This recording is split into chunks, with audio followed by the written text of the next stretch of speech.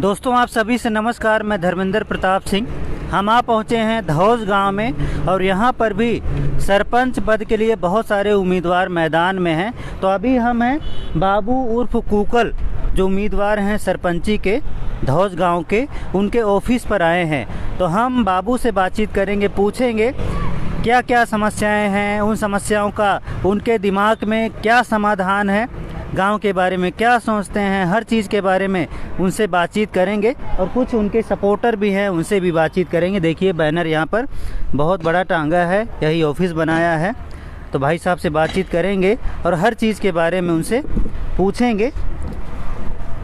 भैया चेयर देना, बैठे रहो सर। आप क्या नाम है सर?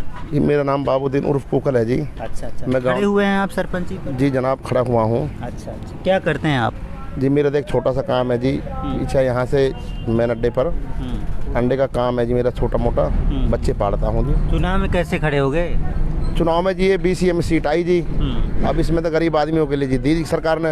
अच्छा। अब जो सरकार ने दौड़ भाग करनी पड़ती है जीतने के बाद? जी मैं तो कर रहा हूँ जी, और मुझे गांव का प्यार मिल रहा है जी। अच्छा। मुझे गांव से अच्छा प्यार मिल रहा है, लोग बता भी रहे हैं जी। मैं इतना तो नहीं, मैं कभी राजनीति में गया नहीं जी। जीतने के बाद क्या करोगे? मैं जीतने के बाद जी हमारे गांव के अंदर स्कूल था, जब हम पढ़ते जब भी वो 10वीं तक ही था, आज 10वीं तक ही है।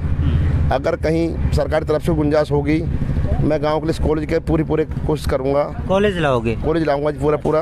और बच्चों के लिए, हमारे बच्चों के लिए ज़्यादा परेशानी दूर जाने की एक हमारा प्रेम स्कूल था जी बीच गांव के अंदर। अच्छा। वो बंद पड़ा हुआ है। अगर मुझे मालिक ने बनाया किसी हिसाब से, मैं गांव के लिए, बच्चों के लिए, छोटों के लिए 2 क्लास लगाऊंगा।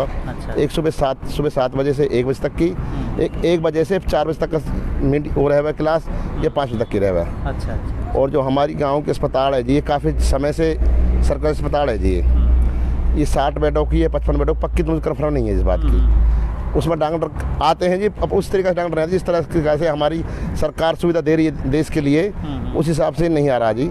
हम दिल्ली के नज़दीक भी हैं, फरीदाबाद के नज़दीक भी हैं, उस हिसाब से हमारी पूरी सेवा नहीं मिल पा रही है। और मैं अपने सरकार से भी निवेदन करूंगा बनने के बाद में कि हमारी जो अस्पताल 12-13 गाँवों की बनती है जी, इसमें जच्चा बच्चे के लिए बहुत परेशानी हो जाती है बच्चे आने के बाद में। नॉर्मल केसों को तो ही छोड़ जाते थे, जो हार्ड केस होते हैं उनको BK पहुंचाते हैं, बादशाह खान पहुंचाते हैं, या छत्तीसगढ़ अस्पताल दिल्ली में पहुंचाते हैं। बहुत बड़ा गांव है ये बाबूजी? हाँ जी गांव बड़ा है जी, गांव को मुझे अच्छा प्यार मिल रहा है। ये गांव सारी समस्याएं भी होगी जी, मुझे इतनी तो नॉलेज नहीं गाँव के बारे में, पर जब मैं आ जाऊँगा आप जैसे भाइयों से पता करूँगा, गाँव के जो मैन होते हैं, हर परिवार गेल, मोहल्ले गेल, सबको साथ लेके चलूँगा। और मुझे तो गाँव वाले बताएंगे भाई इस काम को करवाना आपको भाई, मैं उस काम के लिए गाँव के लिए 24 घंटा तैयार रहूँगा जी। और मैं जो गांव से वादा कर रहा हूँ, अगर मुझे मालिक इज्जत दी तो मैं गांव से दूर नहीं जाऊँगा जी। मैं गांव के बच्चे के लिए तैयार मिलूँगा। मैं हर गांव के बच्चे को, छोटे हैं बड़े हैं, सबका सम्मान करूँगा। सबका सम्मान, मेरे जो लोग मुझे प्यार दे रहे हैं, मुझे इतना बड़ा अपने आप में फिक्र और गुमान है जी कि मैंने कभी कोई मेमोरी इलेक्शन लड़ा। सरपंच बहुत बड़ी चीज़ है, और मेरी लाइफ का पहला ही इलेक्शन होगा जी, ये जीतूँ या हारूँ। बहुत सारे हैं सरपंच बनने के बाद जनता को भूल जाते हैं, अपने ऊपर ध्यान देना शुरू कर देते हैं, गाड़ी बंगला ये सब चीज़ें, इसका जुगाड़ करते हैं सबसे पहले, उसके बाद जनता पर ध्यान देते हैं, टाइम मिलता है तब। कई बार जनता उनसे नाराज़ भी हो जाती है। आप क्या करेंगे? जनता के काम करेंगे, अपने लिए जुगाड़ करेंगे? सर जी जैसे मुझे मेरी बस्ती, मेरा गांव मुझे जैसे प्यार दे रहे हैं ना, और मैं तो मालिक से भी दुआ करता हूँ, मेरे पे जितना एहसान कर रहे हैं कि मैं इनका ऐसा ही काम करूँ। और मुझे सुकून जब मिलेगा जी, जब मैं अपने भाइयों के, अपनी बहनों के, मेरी माता बहन जितनी हैं बेचारी, इनका मैं किस तरीके से काम आ सकूँ उस टाइम पर। यानी फुल टाइम काम करेंगे जी। मुझे उम्मीद है जी मालिक के दिन रात लगे रहेंगे घर से जी, मुझ पे ऐसे ही मुझे सेवा का मौका देगा मालिक, मैं ऐसे सेवा करूँगा जी। भैया आप लोग इन पर यकीन कर रहे हो, भरोसा कर रहे हो, काम करेंगे आपके लिए? बिल्कुल, हम इसके लिए यकीन कर रहे हैं। बढ़िया। नाम है? सुमरुद्दीन। अच्छा, गांव के ही है? हाँ, गांव धौज के। अच्छा। हाँ, तो यकीन कर रहे हैं? यकीन करते हैं, बढ़िया यकीन करते हैं, बहुत बढ़िया। क्या नाम है? आमीन। आप भी सपोर्ट कर रहे हैं? हाँ जी। तो भैया आप? जी नाम अकरम है जी। हाँ बिल्कुल, सभी सपोर्ट कर रहे हैं। आप भी? आप भैया? सब सपोर्ट कर रहे हैं तन मन धन से, जान से मान से सब सपोर्ट। भैया आपका भी है? बिल्कुल आपका भी है? यानी कि सपोर्ट काफ़ी है। पहली बार खड़े हुए आप भाई साहब, गांव के ही हैं? हाँ जी। है ना माहौल इनका? सही से बताओ। सही है है ना माहौल? तो देखिए सभी सपोर्ट कर रहे हैं और कह रहे हैं भाई इनकी बातों पर मुझे यकीन है, क्योंकि ये मेहनत करने वाले आदमी हैं। मेहनत करेंगे तो सफलता भी मिलेगी। गांव में रुके हुए काम भी होंगे, जो स्कूल का काम है, अस्पताल का काम है, साफ़ सफाई का काम है, वो काम भी होंगे। तो सर जनता से क्या अपील है, गाँव वालों से क्या अपील है? मैं तो जी एक बात कहता हूँ जी गाँव वालों को, बस्ती वालों से, आप जिसमें भलाई और अच्छे निशान देखो।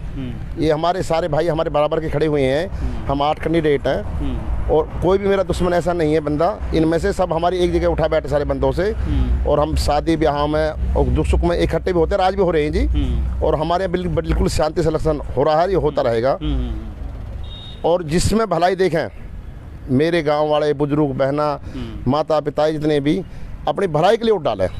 ये देखें जी कौन सा बंदा हमारे लिए हक में बड़े रहे, कौन सा बढ़िया नहीं रहेगा बंदा। सब चलो जनता पर छोड़ दिया भाई साहब ने, आप खुद जज करें कौन सा कैंडिडेट बढ़िया है। अगर भाई साहब बढ़िया लगे तो इनको वोट दीजिए, कोई और बढ़िया लगता है उस पर भरोसा करते हैं तो उसको वोट दीजिए। लेकिन अगर ये जीते तो दिन रात जनता के लिए लगे रहेंगे, जो भी काम नहीं हो रहे हैं वो काम करवाएंगे, इनका यही कहना है। बाकी 25 नवंबर को मतदान होंगे, 27 को नतीजे आएंगे। नतीजों में पता चलेगा जनता किसको आशीर्वाद देगी। अगर इनको आशीर्वाद देगी तो हम फिर से इनका इंटरव्यू लेंगे और जनता को ये धन्यवाद भी कहेंगे हमारे चैनल के माध्यम से। बाकी देखते हैं आगे क्या होता है। अभी सिंबल नहीं मिला है, 14 को सिंबल मिलेगा। सिंबल मिलने के बाद फिर से भाई साहब से बातचीत करेंगे। फरीदाबाद न्यूज़ से धर्मेंद्र प्रताप सिंह, नमस्कार।